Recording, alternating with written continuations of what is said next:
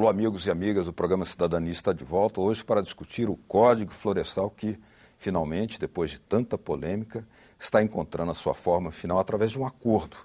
Um acordo que, muito mais além de uma polêmica entre ruralistas e ambientalistas, parece que encontrou um caminho de olhar para o futuro, para um projeto que permita desenvolver com toda a sua potencialidade esse setor, olhando muito mais a necessidade do país, os fatores econômicos importantes e também o respeito ao meio ambiente. Para nos falar sobre isso, alguém que participou ativamente não só desses debates, como vem de uma região, porque foi governador do estado do Amazonas, onde a floresta em pé é um fator econômico determinante, é quem está aqui conosco.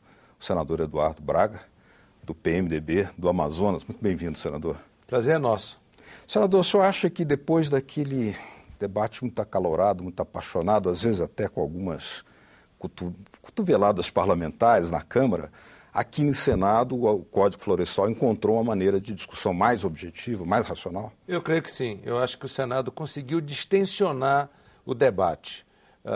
E creio que uma das virtudes que o Senado teve foi exatamente de trazer a ciência e a tecnologia, não é porque presido a Comissão de Ciência e Tecnologia, mas porque a ciência e a tecnologia como instrumento para esclarecer, trazer um novo olhar e uma nova racionalidade sobre determinados enfoques, foi importante para esse distensionamento. Além disso, a habilidade, não só dos presidentes das comissões, no caso o senador Eunício, o senador Hollenberg, o senador Assir Gurgás, e na Comissão de Ciência e Tecnologia, esse humilde senador contribuiu para que distensionássemos bastante esse diálogo, com respeito mútuo e com um entendimento bastante positivo. Agora, é preciso destacar, e muito, o papel ponderado, o papel conciliador que os relatores Luiz Henrique e Jorge Viana exerceram nesse processo.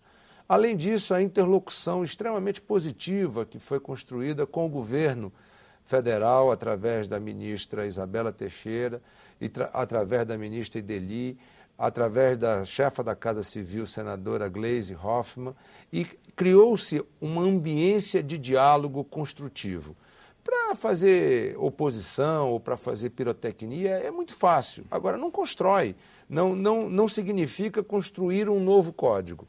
Portanto, o Senado deixou de lado toda essa pirotecnia, deixou de lado todo esse estresse e buscou, com maturidade, construir um código que pudesse olhar para o futuro, e um futuro inteligente, e, ao mesmo tempo, que pudesse reconhecer os fundamentos de uma economia brasileira que é baseada na agricultura, no agronegócio e que tem na estabilidade do clima e na estabilidade do ritmo das águas a grande virtude para que seja tão virtuoso a nossa agricultura e tão virtuoso o nosso agronegócio. O senhor que participou ativamente dessas negociações poderia revelar ao público os argumentos fundamentais para superar pelo menos dois aspectos que eram muito difíceis: a questão da recuperação, da recomposição das APPs e aquela questão das multas. Ali estava parecendo que não haveria nenhuma possibilidade de acordo. Como foi? Eu creio que aí foi o grande passo que o Senado deu. Foi quando o Senado percebeu e conseguiu mostrar ao governo federal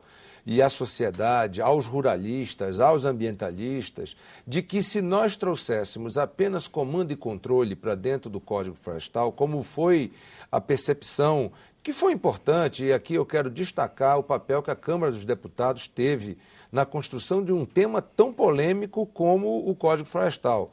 A minha avó dizia que ninguém faz omelete sem quebrar ovos, né?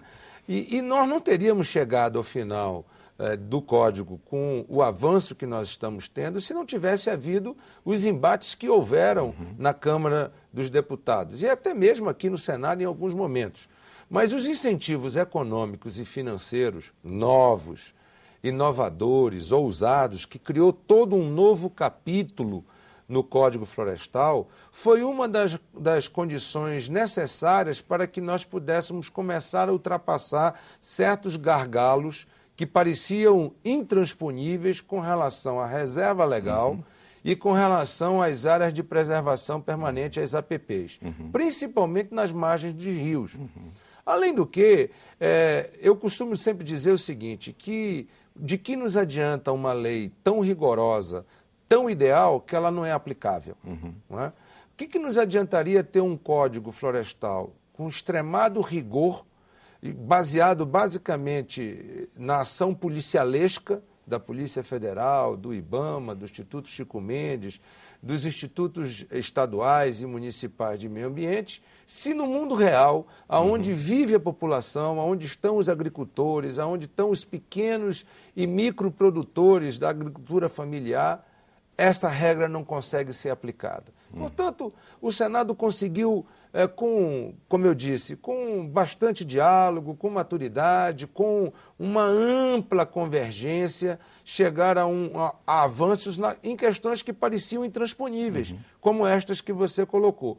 E lhe digo mais ainda, o Senado conseguiu, no caso da nossa região, da Amazônia, que é a minha região, a região do senador Jorge Viana e de outros senadores aqui presentes, resolver uma situação crítica, que é a agricultura de subsistência.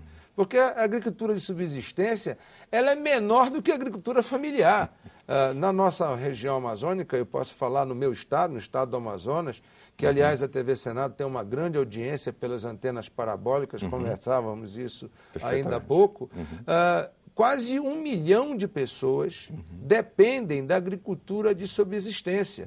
E essa agricultura de subsistência é uma agricultura tradicional, que é milenar no nosso estado, que é composto de roçados, pequenos roçados, onde ainda há prática de queimadas, né?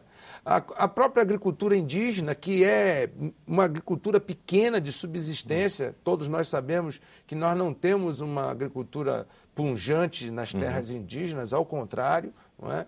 E, no entanto, se nós não tivéssemos protegido essa agricultura tradicional e de subsistência, o que aconteceria? Eles estariam todos na ilegalidade e acabaria fazendo com que aquilo que nós não queremos que aconteça para o pequeno produtor, acontecesse para os caboclos, para os ribeirinhos, para os indígenas, e nós conseguimos também avançar.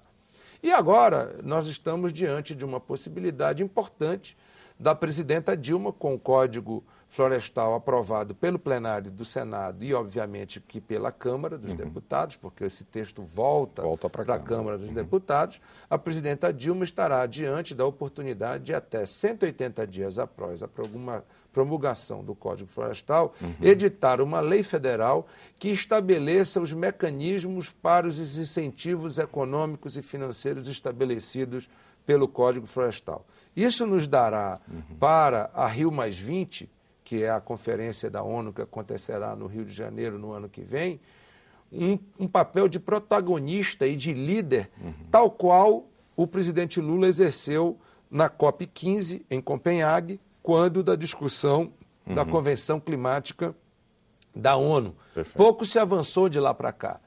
E a verdade é que o Brasil, com esse Código Florestal, talvez seja o grande protagonista mundial de um país que tem a sua economia fundamentada no agronegócio e na agricultura e, ao mesmo tempo, é o país que possui a maior reserva florestal em pé do planeta. Agora, senador, nós estamos aqui gravando esse programa num momento em que ainda estão sendo feitas avaliações e aprovações das emendas a esse projeto.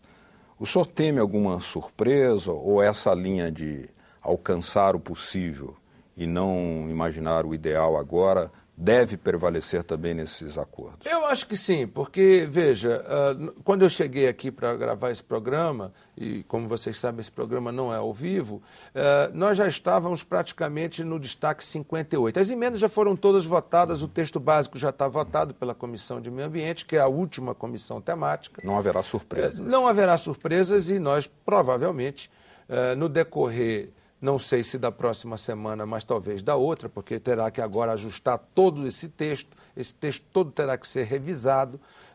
Muitas questões ficaram para que o relator pudesse ajustar o texto com a boa técnica legislativa, levando em consideração toda a matéria da constitucionalidade, da técnica legislativa, etc., para que o texto possa ser encaminhado ao plenário e no plenário, então, sofreu o último grande embate e a última lapidação para que ele possa sair da forma mais convergente possível para a nação brasileira.